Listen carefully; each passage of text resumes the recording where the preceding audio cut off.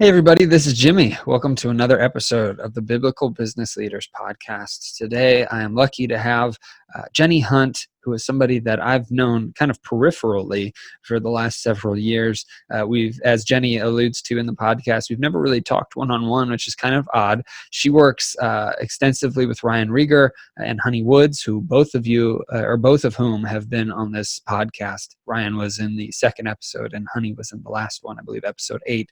And I've grown to know them and become friends with them over the years. But Jenni and I have never really talked much, oddly enough, even though we've been at the same conferences and everything. So it was a blessing to be able to talk to her and get to know her a little bit more today. In this podcast, we talk about Jenni's background and kind of how she got started in business and how her goal was, to come back home and be with her family and be able to bring in income from that, and some of the really cool things that happened to her as she was starting that, and that shaped her decision making for her businesses. And we also talk about her faith and how she grew up in the Christian faith and has always been somebody that just wanted Jesus in her life. And then lastly, we talk about how she combines the two, and really doing it afraid is an important thing to Jenni, and it's kind of one of the messages she leaves us with. And so I thought that was something that actually impacted me in this, because there's a lot of different business activities that I go into and different things, especially even with this podcast. This is something that I actually have to do afraid a lot of times for whatever reason. It can become a stumbling block for me to just be fearful of continuing to do this, or sometimes wanting to just let it go for whatever reason. But as I mentioned later in the podcast, that's something that's usually a sign that it should continue on. So doing it afraid is the theme of this podcast, and I'm excited to bring Jenni on and talk about that. The other thing I did want to mention, so in my own faith walk, whenever I finish a prayer, I use the name Yeshua, which is Jesus's Hebrew name. And so I just instinctively did that in the podcast today. So for anybody that is wondering why I didn't end my prayer with the name Jesus, that would be why. So it's because I actually didn't know that Yeshua was Jesus' name until about 8 months ago or so. And ever since then, I've tried to incorporate that into my prayers. And so it just was something that instinctively I said on the podcast, and just wanted to let you know, if anybody is curious about that, you can look it up, Google it. If Yeshua, Y-E-S-H-U-A, is Jesus's Hebrew name, you can look that up. And so I like to use it in my own personal prayers because that's what they would have called him when he was here on earth. And actually, the name Yeshua has a lot more deeper meaning to it, and it alludes to God, Yahweh, and Yahweh is salvation, is what the name Yeshua means. And so that's why I like to use it, because it has more of a meaning than the name Jesus. It has a deeper meaning anyway. So anyway, just wanted to let you know. Just wanted to at least point that out, because anybody that didn't know that might be like, who's Yeshua? So I just wanted everybody to know why I ended the prayer that way. So anyway, thank you so much for being here. Let's go ahead and get started into the podcast with Jenni Hunt. Hey, Jenni, thank you so much for coming on the Biblical Business Leaders Podcast. I appreciate you being here. Hey, honored to be here. Thanks for reaching out. Yeah, a lot of fun. I'll go ahead and get started real quick with a prayer, and then we can get into everything. So cool. All right. Heavenly Father, thank you so much for the opportunity for Jenni and I to get on this podcast and just discuss two very important topics, business and faith, and how we can combine them and help them to interact with each other. Please speak through us and help us to help any of the listeners out there, help us to have a great time fellowshipping around these two topics, and just help us to have an awesome conversation. And thank you for everything you've given us. In Yeshua's name we pray. Amen. Amen. Thank you. Awesome. Well, Jenni, thank you again so much for being on here. I guess, we kind of are in similar circles, right? So I first kind of got introduced to you because of Ryan Rieger, who was my first guest on the podcast. So awesome. Pretty exciting stuff. I know you two work a lot together, but I guess for anybody that doesn't know who you are or kind of the things that you do you mind just talking a little bit about some of your business ventures and kind of how you got into those? Yes, and in a way that is a loaded question. I'm sorry to say. Yeah, no, that's fine. But first, really seriously, thank you for having me on. And I was thinking just before I got on the call that I don't even know you guys really. Yeah. I know you through different people. And so excited with what you're doing with this podcast. And again, honored to be here. But yeah, I got started really out of necessity for, I started my business selling on eBay because, well, my background is in marketing. I worked at in the Silicon Valley. I worked at Silicon Graphics, and it's actually where where Google is now. Oh, really? In the Bay Area in Mountain View.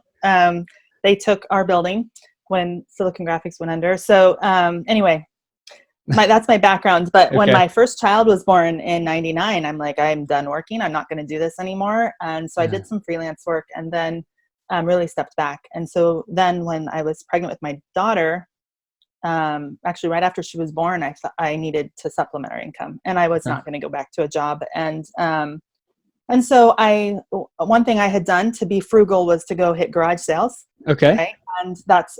We were new to the area. We moved to Oregon from Portland. And so garage sales is a great way to get to know your neighborhood. That's true. Yeah. I've never thought about it that way. Probably because I'm a little bit more introverted. So if I go out there, I'm kind of like, trying to be you learn the streets and the neighborhoods, and it's kind of a cool thing. So that's what we did. And I needed a double stroller, bought a double stroller, a sit and stand stroller, and thought that this is going to be perfect for my newborn and 2.5-year-old. And it didn't really work for us. And so I thought, I'm going to try selling this on this new site everybody's talking about, eBay. Yeah. So this was 17 years ago. Wow. Yeah. Yeah. So I did. It sold for over $100. I picked it up at a garage sale for 15. Wow. And I was like, well, that's interesting. Yeah. I could do that again. So the next weekend I went out and I found the same stroller, no joke, exactly the same, in better condition for the same price, $15.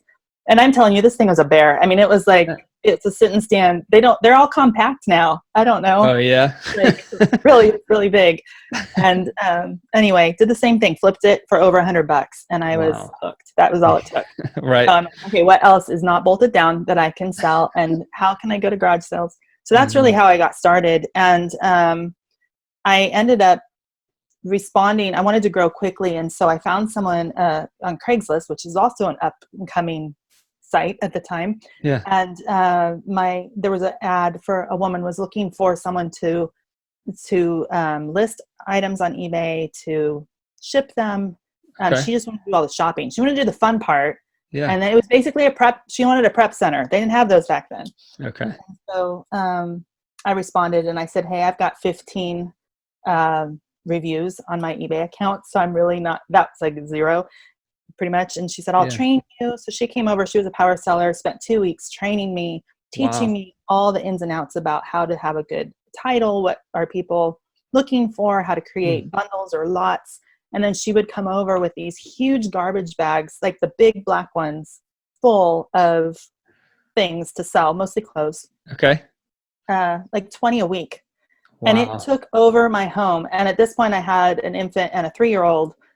And I was losing my mind. I'll just tell you, I was losing my mind. I mean, it was like, now this is in the old days where we didn't have these.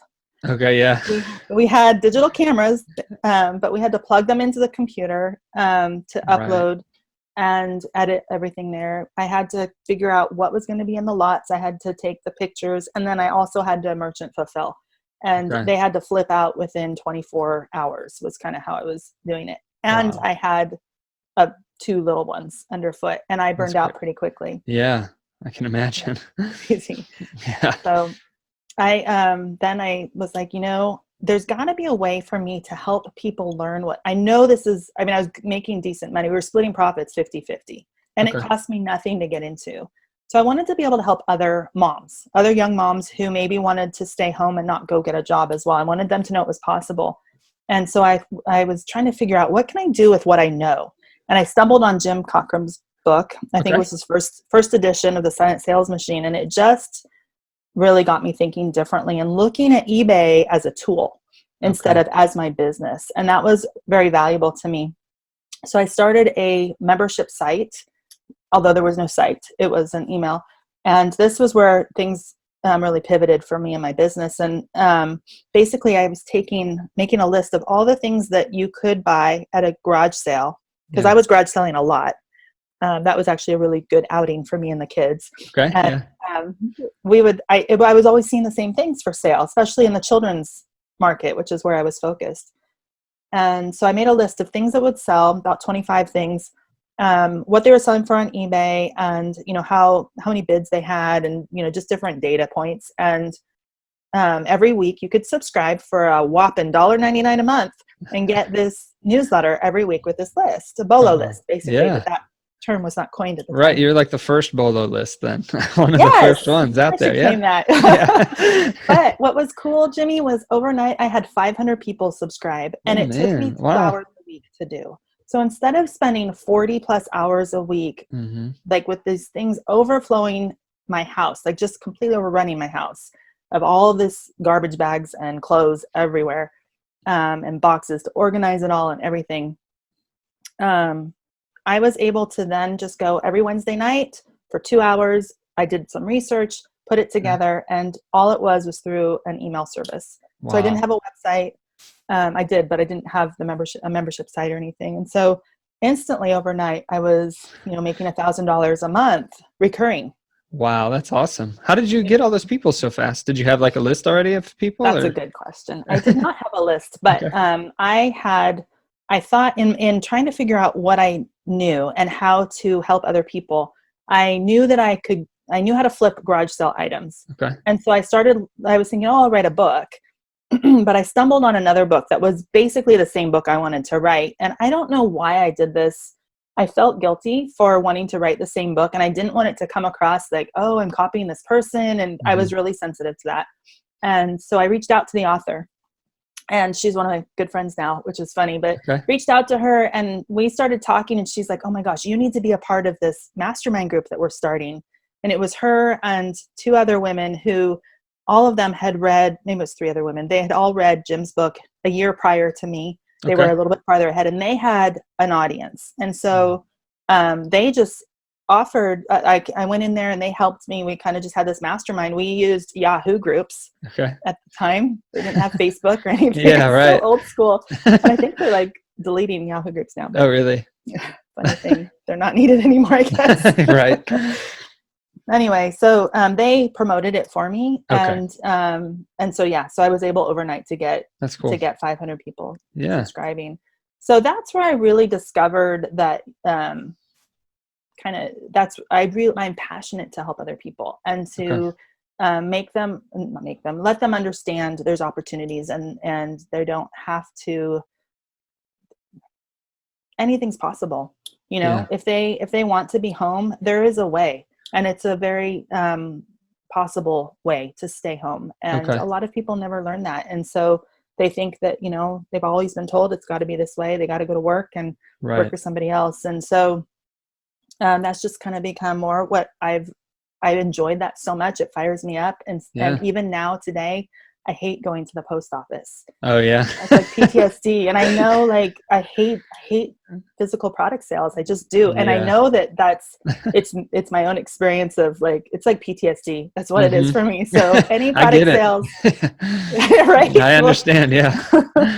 Yeah. So my family, I'm like, you guys can do that. I'm done. I put in my elbow grease there, and I know that there's systems out there to put in place to make it so it's super easy. That did not exist as much. I mean, she was doing it. She was partnering with me. I was doing all the grunt work, this lady who I was working with. But anyway, it's a different ball game now, but back then it burned me out. So I really enjoy helping other people, teaching people. I take my marketing experience and apply that to internet marketing, but being able to help people build something that they're really interested in is become my passion. Yeah, that's awesome. And it seems so bringing mothers home is kind of your why in that way, kind of similar. It was initially. I mean, it started where really my why was I want to get food on the table without having to go leave my kids. And that really drove me.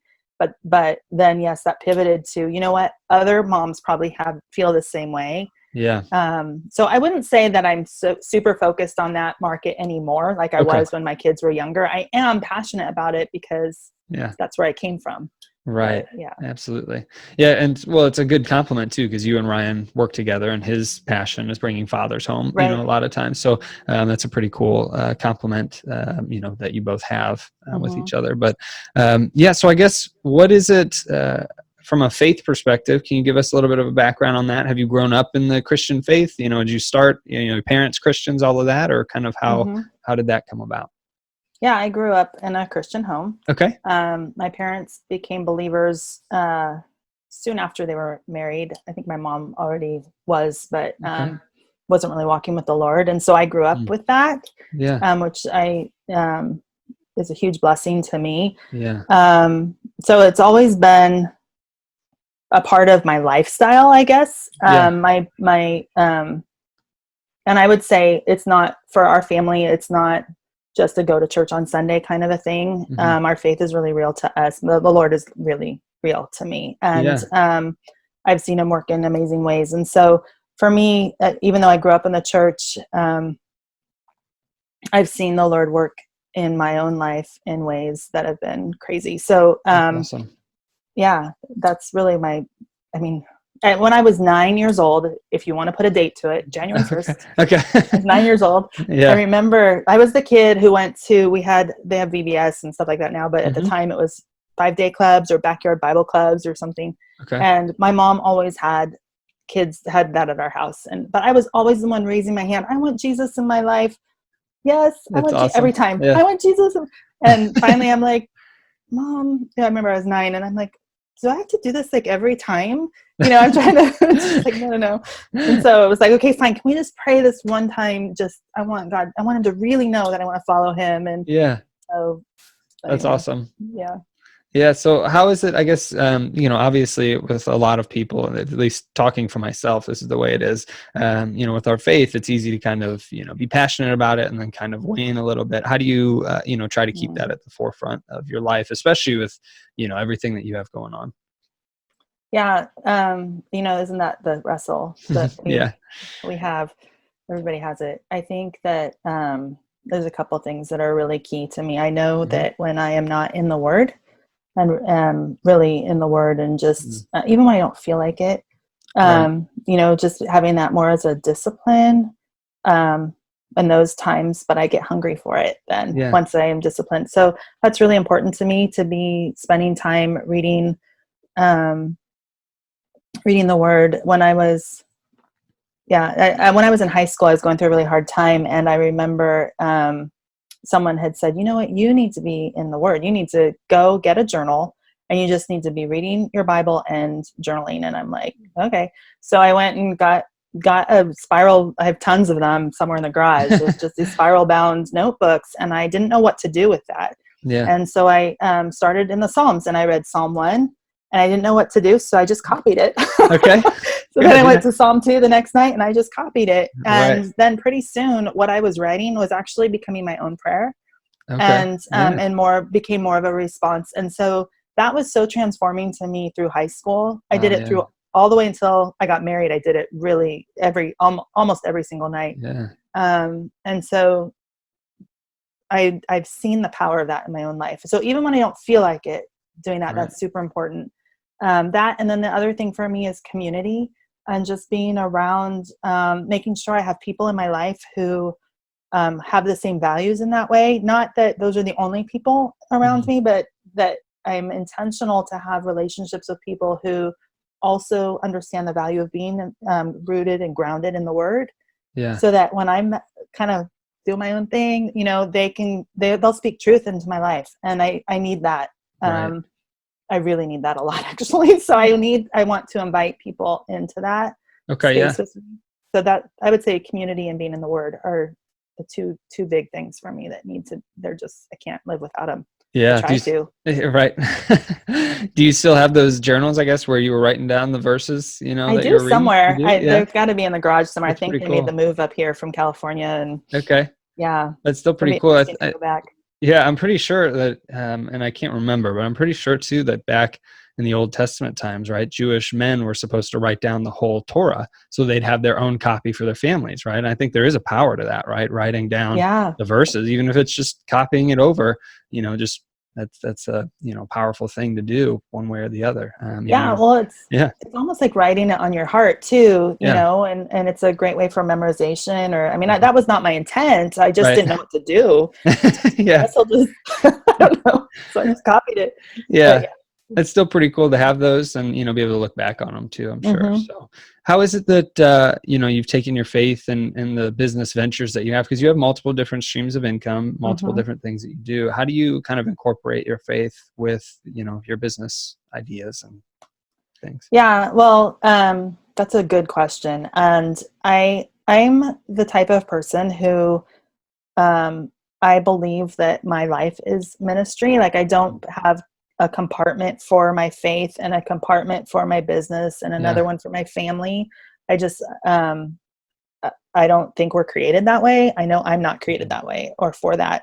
And so, the way, for me, business is all about relationship. It Yeah. totally is. And my life is about relationships with people. I mentioned, community is a really big piece. I think we all need that. I think Yeah. that right now what's happening in the world, and I don't know what it's like where you are, but here we're still kind of locked down, and, Right. that isolation, we're not created for that. We're created for community. And Hmm. so relationships are really important to me in my life. I think that's what business is really Yeah. opportunity for relationship, and a trades of services or money, or however it works. That's all part of a relationship. I think Jim Cockrum is saying that a transaction, that's really what it is. It's a relationship. Yeah.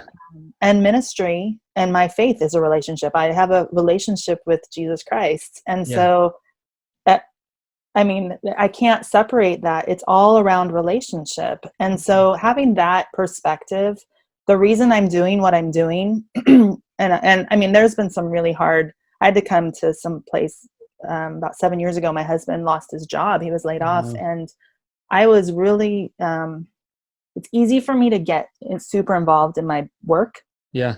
and use it almost as an escape for some of the chaos that might be happening and with kids, or Mm. just in the day-to-day life stuff. Oh, Yeah. I've got to go work. I'm going to shut myself in my office, and now I can Yeah. think. Put Right. Yeah. the headphones in, I'm good to go. And so I was really convicted when we moved about 9 years ago. We moved into this house, that I didn't want my kids to grow up with their mom being like that. Okay. I didn't want I didn't want them to years later go, yeah, my mom was always on the computer. That was Yeah. really where I was at. And so when James lost his job, I'm like, no, I'm not doing anymore. I had Mm. this holiday toy guide thing, which was super busy for me in Q4, and that was it. The rest of the year, I was like just totally 100% family and involved in where, Okay. um, and so the Lord just had to really go, hey, no, guess what? There's more here for you to Okay. do. And it's about relationship, not just in your business. It's Mm. about the relationship with your family too. You're going to pull them in, and Right. it's going to be it's all important. It's all Yeah. important. And so I guess for me, my heart in what I'm doing, and the way that I view my business is, it's an opportunity for me. With what I know, I can give people hope, and Yeah. it's a hope that's financial, and it might be temporary. Hmm. But what that does is it opens up opportunity to share an eternal hope. Yeah. And I am not afraid to talk about that. Um, and it's just so much a part of me. I have to talk about it. And I think that it's easy. We have a family motto, that's the thing that holds me back even too, is fear sometimes. Like, well, Right. I've sent out some emails, like when we started this group, Women Who Influence, and I Mm. just sent it out to my mailing list, which I've never talked about this. It was a big pivot for me Okay. from training on how to sell on Amazon, or training on how to build multiple streams of income, to, hey, guess what? I have this. I want to equip women leaders. Yeah. That was a big pivot. And so it wasn't really my list, was not my audience, but I got Right. some pretty nasty emails. Really? And it was like, man, I don't want that again. So there's fear Mm. that I mean, I got a lot of great emails too, but there were some people who Yeah. were like, can Right. you just stop this garbage? And really, really went off. Wow.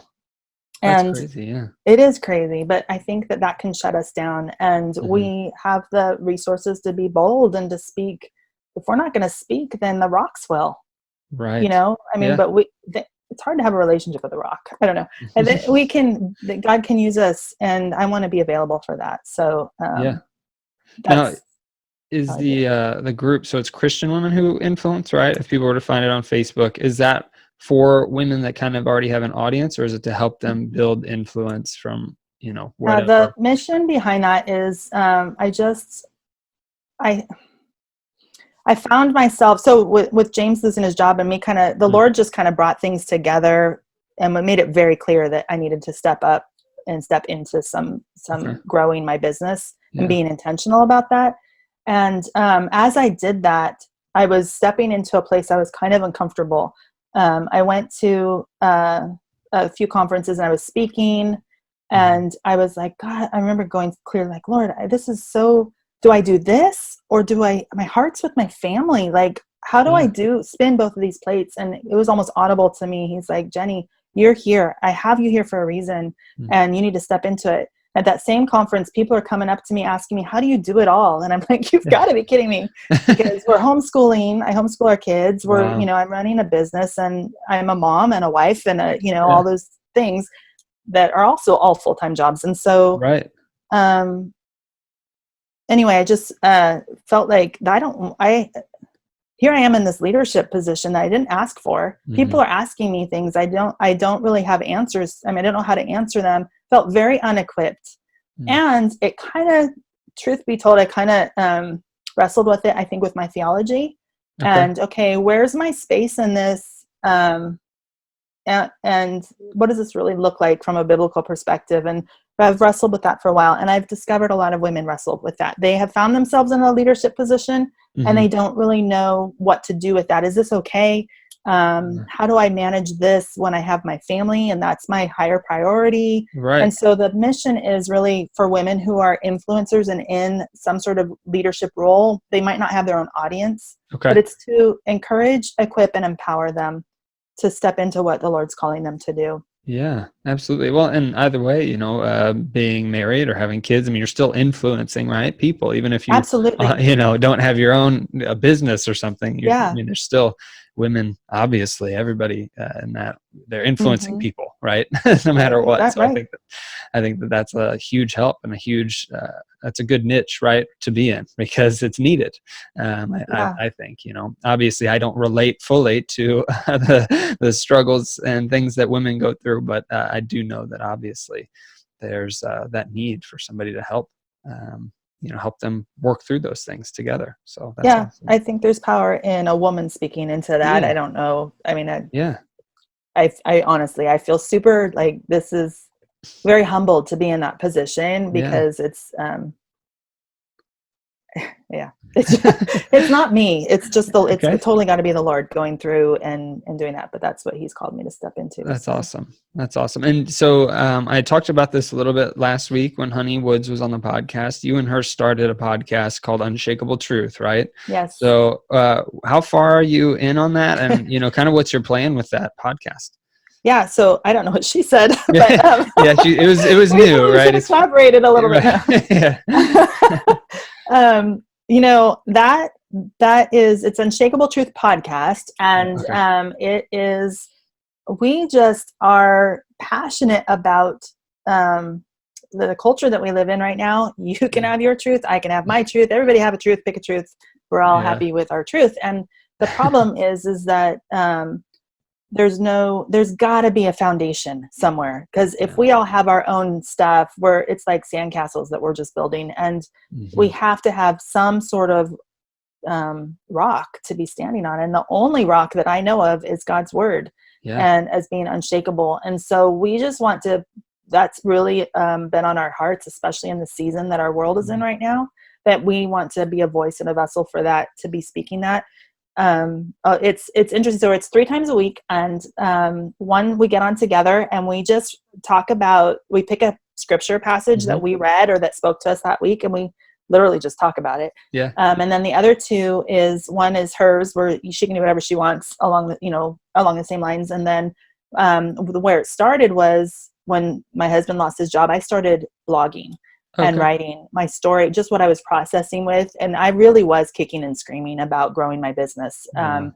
and really struggling with a lot of that. And so I started writing for my own that processing, and it opened up doors for other people. And what's funny is going now, looking back, a lot of they're the same. I need to hear it again and again. And it's applicable. What I was learning then is applicable to now, even though life is different now. Yeah. And it's because it's based on truth. And it Mm. was then what the Lord was teaching me. And it's the same thing he has to teach me now, Right. but it's because it was based on truth. It doesn't change. And so what I'm doing for my episodes right now is I'm actually, creating an audio for each of those blog posts, Okay. and the blog will probably go down, and that's Yeah. what I'm doing. So Tuesday, Thursday, and Saturday is when they're supposed to drop. But yeah, our goal Mm. is to just be a voice of truth and let the Lord use that somehow. And That's awesome. yeah, that foundation. That's really cool. Yeah, I really like the idea. I've listened to the first couple episodes and they're really good. So anybody Thanks. out there, it's Unshakable Truth podcast if you're looking it up. So it does end with the word podcast. So Yes. make sure to look it up that Who way. knows But what you'll end up with. yeah, yeah. About that. And then, I guess for anybody that's kind of interested in following more stuff from you, where should they go? Yeah. I guess your website, would that be the best Yeah. place? JenniHunt.com. It's JenniHunt.com. And so there's links there of what I'm involved in. I'm mostly Cool. focused on helping people build out multiple income streams Yeah. around their passion and Right. using digital content and community. So Yeah, well, and it's your content with Ryan Rieger. I mean, that's helped, me and my wife, Brittany, build a bunch of it's different streams awesome. of income. So, we wouldn't be where we are without you, even though we've never really, talked much face to face, that, it's still all the content that you put out there has helped us tremendously. So Love thank it. you for Oh, everything. thanks, Is Matt. there anything else in terms of advice, either on faith or business or combining the two, that you'd like to add for anybody out there? I would say our family motto is "Do it afraid." And I Okay. was mentioning how fear holds us back, and I think that somebody had posted in, I think, Jim's community recently, talking about something's hindering me. I can feel it, but I don't know what it is, and I think we need to identify it, Yeah. and before we can move ahead. But sometimes we just need to do it afraid and Yeah. step into whatever the Lord's calling you to do in your business, in your marriage, in your life, in your Mhm. ministry. If it's more formal ministry or whatever, do it afraid. That's really been a life changer for us. So Yeah, that's awesome. Yeah, and fear is the opposite of faith, right? So, absolutely. I've noticed a lot of times, even in my life, the things I'm most afraid of are the things that I need to do the most. So, I think that Yeah. that's a very powerful statement. So, Yeah. Jenny, thank you so much for being on here. I really appreciate it. Oh, My before I pleasure. forget, you also have a book called Sweet Spot Revenue, right? I Sweet Spot Revenue. do. So, Yes. anybody can go out there and get it. All the things that we've talked about, the links will be in the show notes. So, to Jenny's website and the podcast and all that stuff. So, if you're interested, just go to the show notes and I'll have them there for you. So thank Cool. you so much, Jenny, for being on here. I really, really appreciate it. You're welcome. My pleasure. Thanks. Thank you.